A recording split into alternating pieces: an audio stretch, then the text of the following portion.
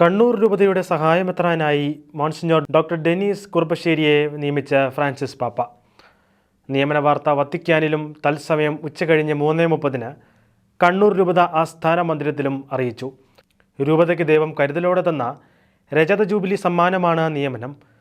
പാപ്പായുടെ രേഖ വായിച്ച് Kannur bishop doctor Alex Vadakkanthala വിശദീകരിച്ചു.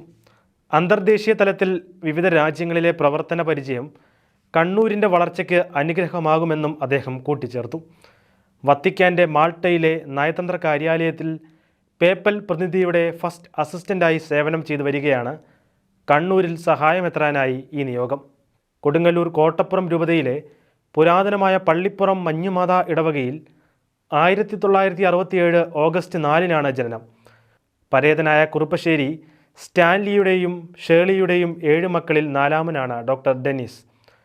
Aluva pontifical ഇൻസ്റ്റിറ്റ്യൂട്ടിൽ നിന്നും ദൈവശാസ്ത്രത്തിലും കേരള യൂണിവേഴ്സിറ്റിയിൽ നിന്നും തത്വശാസ്ത്രത്തിലും ബിരുദവും റോമിലെ ഉർബൻ യൂണിവേഴ്സിറ്റിയിൽ നിന്നും കാനൻ നിയമത്തിൽ ബിരുദാനന്തര ബിരുദവും ഡോക്ടറേറ്റും കരസ്ഥമാക്കിയിട്ടുണ്ട്. 1991 ഡിസംബർ 23 കോട്ടപ്പുറം രൂപതയ്ക്ക് വേണ്ടി പുരോഹിതനായി അഭിഷിക്തനായത്. തുടർന്ന് തുരുത്തിപ്പുറം സെയിൻറ്റ് ഫ്രാൻസിസ് ഇടവകയിൽ സഹവികാരിയായും കടവാൽ തുരുത്ത് വിശുദ്ധ കുരിശിൻ്റെ ഇടവക, പുല്ലുറ്റൂർ സെയിൻറ്റ് ആൻ്റണീസ് എന്നിവിടങ്ങളിൽ പ്രീസ്റ്റ് ഇൻ ചാർജായും വികാരിയായും 1997 വരെ സേവനം അനുഷ്ഠിച്ചു.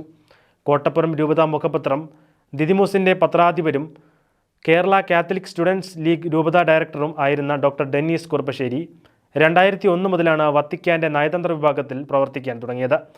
ആഫ്രിക്കയിലെ ബുറൂണ്ടിയിലായിരുന്നു ആദ്യ നിയമനം.